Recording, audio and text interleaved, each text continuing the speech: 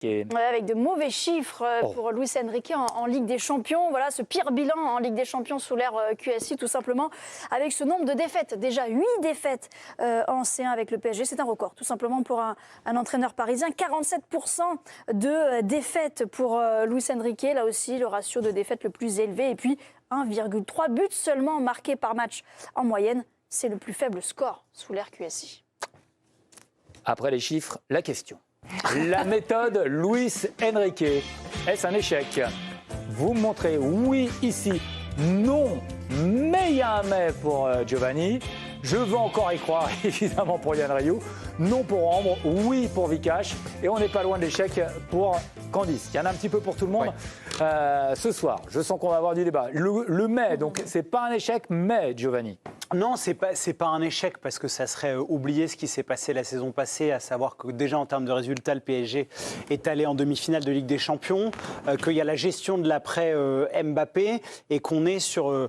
alors on peut dire que c'est un discours pour les supporters, mais le Paris Saint-Germain est à la base d'une reconstruction et ils sont en train de monter un projet. Je dis mais parce qu'en fait, moi, je suis très content que le PSG ait enfin décidé de donner les clés du camion à un coach, que ça soit lui qui valide le recrutement, que ça soit lui qui soit la personne forte du club. J'ai un warning parce qu'honnêtement, il m'a énormément déçu sur le match face au Bayern, Luis Enrique. Depuis le début de la saison, je le défends parce que je veux croire en fait qu'on puisse installer un projet dans un club à Paris. Mais je trouve que là, il est allé trop loin dans le côté excessif. C'est-à-dire, on a compris, il estime qu'il n'a pas de numéro 9 suffisamment fort au PSG pour jouer avec. Il a fait un choix à la limite du compréhensible avec ses 4 milieux de terrain où je l'ai remarqué en tribune, les joueurs étaient parfois paumés sur l'organisation. Alors, je vous coupe parce que c'est intéressant ce que vous dites. Loïc Tanzi, hier, dans l'équipe de Greg, justement, expliquait un peu comment ça s'était passé. Oui, les joueurs l'ont appris 2 heures avant. Alors, on écoute Loïc Tanzi, et qui nous le refait une deuxième fois. Top. Hier, il arrive sur le terrain et il dit allez, vas-y, un contre un en défense. Comme ça, il lui a dit vas-y. Voilà, comme ça, allez-y. Non, mais il leur dit, il faut comprendre aussi les joueurs au bout d'un moment, c'est qu'ils arrivent en salle de réunion 2 heures avant un match, et il leur dit bon les gars, aujourd'hui, toi tu vas sur Kimmich, Fabien Ruiz, toi tu vas sur Goretzka, toi tu vas sur ça, on va jouer à 4 milieux de terrain, ce qu'on n'a jamais fait depuis le début de la saison. On est 2 heures avant le match. Ils ne l'ont pas préparé dans la semaine. Mais non, il ne les prépare pas. Il prépare plusieurs tactiques à l'entraînement, il fait plusieurs jeux. Il a fait un espèce de jeu à possession de ballon en veille de match. Mais il décide de ce qui va être mis en place 2 heures avant le match. Il ne décide pas, il communique. Il communique. Pas pareil. Non, oui. Il communique. Par exemple, l'an passé, à la Real Sociedad, il y avait, je ne peux pas donner le nom, mais un joueur qui a appris 1 heure avant qu'il a joué dans une position qui n'est pas du tout la sienne. Pour le coup, ça n'avait pas été préparé en amont la semaine. Enfin bon, donc il a fait la gestion des gardiens que je trouve excessive. Je mets un warning parce que c'est la 2e fois que pour moi, il va un peu trop loin. Dans le côté moi je. Il y a l'histoire avec Ousmane Dembélé Arsenal qui a fait du mal en interne un peu quand même. Et là, le match face au Bayern, j'aimerais pas que ça se transforme dans la mauvaise version de Luis Enrique, à savoir un peu trop... Je vais donner la parole à Vikash dans un instant, mais je voudrais, parce que je voyais réagir quand Giovanni disait c'est la reconstruction. Alors j'entends beaucoup de gens qui disent la reconstruction avec un budget de 800 millions, ça vaut 600.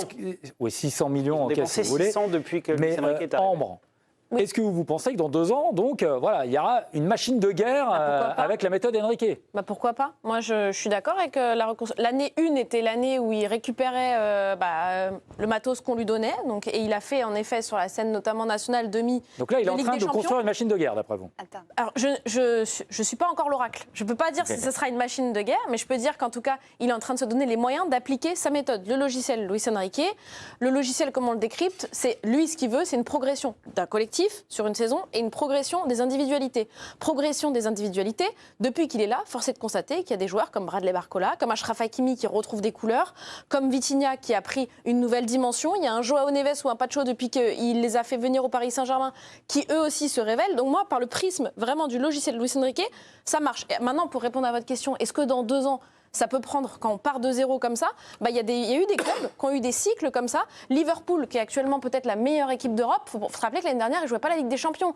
Peut-être la 2e meilleure équipe d'Europe, c'est peut-être le FC Barcelone. On rappelle qu'ils sont sortis des poules les 2 dernières années. Arsenal, même chose, c'était cyclique, ils sont en reconstruction. Donc moi, en partant de ce principe-là, je crois encore que la méthode Luis Enrique peut porter ses fruits sur un long terme, pas sur un court terme par contre. Vikash lui croit à l'échec. Aujourd'hui, oui. Puis sa façon autoritaire, c'est le management, moi, que je regarde. Moi, j'aime bien l'idée de venir 2 heures avant un match et de dire on va jouer comme ça et puis allez-y. Je crois que l'entraîneur, il a aussi cette possibilité de changer un truc au dernier moment, de tenter quelque chose qu'on sent. De tenter un coup aussi, de réveiller, d'emmener une équipe avec lui. Je pense qu'il n'a pas cette équipe avec lui. Je pense qu'il perd un peu le fait d'être autoritaire, il faut que ça marche. Parce que tu ne donnes pas de liberté, tu ne donnes pas de possibilité aux joueurs de comprendre et de choisir avec toi, parce qu'il faut emmener les joueurs. Tu peux tricher, hein, tu peux arriver à la mi-temps d'un match et leur dire je vous donne une possibilité en sachant qu'ils vont choisir qu'une. Et tu sais laquelle ils vont choisir. Mais tu peux leur donner la possibilité de participer à la décision, de croire que tu participes à la décision, par exemple.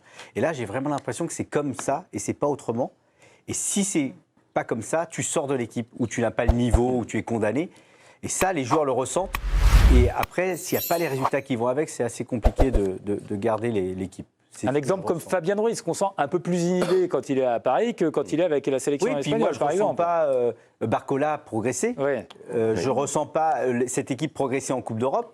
Alors, elle est très forte en championnat. Barcola a progressé sous Luis Enrique quand même. Il n'est pas bon depuis quand même 5 Non, mais là, alors là, il a juste du talent. Non, tu parles de maintenant, parce qu'en effet, il est en train de payer la cadence qu'il a. Mais par contre, entre Lyon et quand il a rejoint l'équipe de Luis Enrique, ne me dis pas qu'il n'a pas progressé. Si, je te dis qu'il n'a pas progressé, mais par exemple, de donner plus de liberté à Barcola, de lui dire tiens maintenant déplace-toi, change, participe, fais d'autres choses, c'est aussi le faire progresser, de le cloisonner à un endroit, de lui ça permet imposer. tout le temps, les attaquants ils sont très pour le coup versatiles sous Luis Enrique. Il n'a pas bougé. Ah bah si, Barcola en cours de match pour le coup ça ne fait que permuter pour le coup. Pas sur le dernier match. Hein.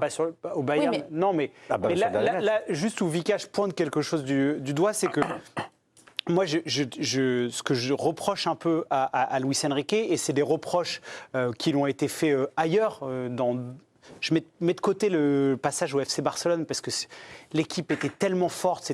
Mais simplement, je pense que parfois, il ne faut pas réduire les joueurs à des pions. Et là, il est en train de tomber dans un mauvais côté où il les infantilise un peu trop et leur laisser de la liberté, ne pas faire croire que c'est simplement des pions et un jeu d'échecs, c'est pas un bon message que t'envoies. Il était très humain la saison passée, les retours du vestiaire étaient excellents. Depuis le début de la saison, parfois il tend un peu trop sur ce côté-là. Et puis, pardon, allez-y, il y a la communication invisible. Oui, c'est problématique, la communication externe du moins de Luis Enrique, parce que depuis son arrivée au Paris Saint-Germain, il délivre quand même des messages très souvent contradictoires. 18 septembre 2023, veille de ses débuts en Ligue des Champions avec le PSG, voici le discours qu'il tenait. Nous voulons remporter toutes les compétitions, c'est notre objectif. Mes joueurs répondent bien et veulent apprendre, c'est le processus. Et j'ai déjà connu ça, ça prend du temps. Je sais que c'est dur de demander du temps dans ce sport, mais je suis sûr que nous jouerons très bien à l'arrivée. 14 mois plus tard, avant le match face au Bayern mardi soir, là il y a quelques jours, changement de cap, il n'est plus du tout question de prendre son temps. Je ne suis pas là pour passer le temps. Mon objectif est de remporter un maximum de matchs et un maximum de titres. Je ne pense pas à des possibles trophées dans 1, 2 ou 3 ans. Mon objectif, c'est le présent, être compétitif dès maintenant. Et en même temps, il nous a dit à plusieurs reprises que l'objectif de sa venue au Paris Saint-Germain, c'était pas de remporter des trophées, mais c'était de construire un collectif. J'ai signé au Paris Saint-Germain pour créer une équipe avec une identité. Et j'ai été engagé pour essayer de créer la meilleure équipe possible sur le terrain. J'ai le soutien de la direction, du directeur sportif et du président. Alors, se donner du temps, être dans l'urgence, gagner des titres, pas gagner des titres, construire une équipe, c'est vrai que nous, parfois, on peut être un peu perdus, mais pas seulement nous, Benoît, parce que les joueurs eux-mêmes, eh bien, il leur arrive de commenter les sorties médiatiques de Luis Enrique en interne, dans le vestiaire, donc une communication qui est parfois illisible aussi. Ouais. Il y a l'exemple du numéro 9 aussi, hein, où il dit pas besoin de 9, et puis après, il dit si t'en trouves un, tu me l'amènes. Et Yoann, vous voulez encore croire en Luis Enrique? Il y a un truc que je comprends pas dans cette histoire, c'est que quand on connaît le parcours de Luis Enrique comme joueur, c'est un joueur qui avait une grinta, qui avait un caractère, qui avait une personnalité absolument extraordinaire, même comme entraîneur. Et là, les semaines passent, donc le PSG quand même est au bord d'une élimination qui serait totalement ahurissante. Et je vois les matchs passent les uns après les autres.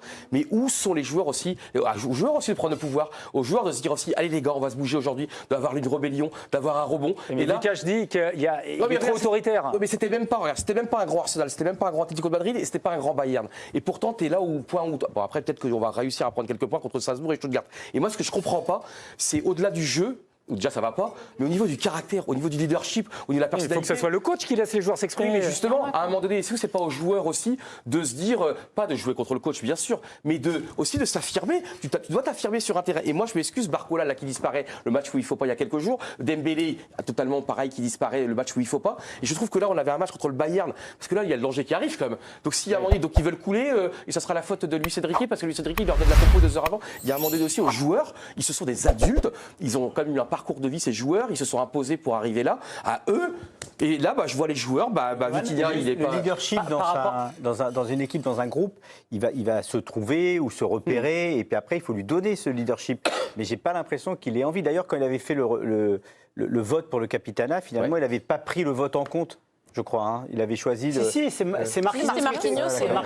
Après, le leadership, il faut aussi regarder la structure de l'effectif aussi, de par la jeunesse qu'elle a. Non mais Dembélé par exemple, on sent qu'il a du caractère là depuis un petit moment. Il a voulu s'affirmer, il s'est fait taper sur les doigts dès qu'il. Oui, mais alors là, vous êtes tous contradictoires quand même, parce que avant Luis Enrique, avant qu'il arrive, c'était il faut de l'autorité au Paris Saint-Germain, remettre l'institution au cœur de tout, qu'on respecte, etc. Mais attends, c'est pas. Non mais l'autorité pour le coup à laquelle faisait référence Giovanni, c'était l'autorité avec Ousmane Dembélé avant le déplacement avec Arsenal, dont il a été privé, c'est parce qu'il arrive en retard à un entraînement. C'est normal. Mais tu peux le mettre sur le banc, mais je pense que le sortir. Mais non. Si tu as envie de faire un exemple. Oui, non mais je peux. On veut le respect de son cadre qu'il a posé au départ, il a le droit de... Par rapport au match qu'évoquait Johan, moi, le truc qui m'a le plus frappé au stade, je sors l'Atlético parce que pour moi, le PSG était largement meilleur et il devait s'imposer. Mais que ça soit face à Arsenal et face au Bayern, moi, j'ai vu des garçons qui, dans l'état d'esprit, y étaient. J'ai vu des garçons mais qui étaient combatifs. Mais moi, je pense que... Mais avant, tu ne le voyais pas, ça. Non, mais je pense qu'il y a un problème de niveau, en fait, dans cette équipe. Nous, on voit le Paris Saint-Germain, on se dit, énorme club, on fait tous c'est de la faiblesse intellectuelle de parler du budget, du truc, etc. C'est une équipe qui, en 2 ans, est passée d'une ligne d'attaque avec Messi, Neymar, Mbappé, Barcola, Asensio, Ousmane Dembélé. Donc, en fait, le niveau de cette équipe, c'est un... Non, mais qui a choisi les joueurs. Non mais d'accord, moi je veux Vous avez dit tout à l'heure, il a enfin choisi ses joueurs. Je suis d'accord, mais en fait, tu as une phase de transition, il décide de plus faire n'importe quoi sur le marché des transferts et de ne pas surpayer des joueurs. Nasser, il l'a fait il y a 2 ans, il a mis 90 millions d'euros sur Colomboigny. Je me tourne vers Vikash. Est-ce que ça existe? Parce que j'entends tout et son contraire. Dans le foot de haut niveau, dans les grands clubs, est-ce que ça existe, les phases de transition? Est-ce qu'on a le temps de sacrifier une saison, par exemple, pour construire? Ça existe ça, vraiment? Moi, j'aime pas le PSG qui fait une transition. Hein. Moi, j'ai envie du PSG qui va nous chercher Osimhen, qui nous fait revenir Neymar. Moi, j'ai envie d'avoir... Non, mais je veux dire, tu joues contre le Real Madrid. En face, tu as Harry Kane, Musiala, ils sortent du banc, Thomas Müller. Au milieu de terrain, tu as Kimmich. Et en face, tu as des gamins. Il y a trop de différences. Il y a trop de différences et pas d'avant-centre. Tu peux faire ce que tu veux. Alors, ça peut marcher de temps en temps quand tu as Messi. Mais... sans avant-centre, aujourd'hui, un grand avant-centre, c'est compliqué. Et lui, il a voulu Colomboigny, il joue en équipe de France. Deschamps, j'ai l'impression que c'est un bon entraîneur quand même. Il sait ce qu'il fait. Il choisit de le faire jouer, lui donner de la confiance. Et il joue pas au Paris Saint-Germain. Il y a un vrai sujet. Après, il a perdu Gonzalo Ramos aussi. Hein. Il revient, on va voir. Ça va être intéressant. C'est un vrai problème, ça, quand même.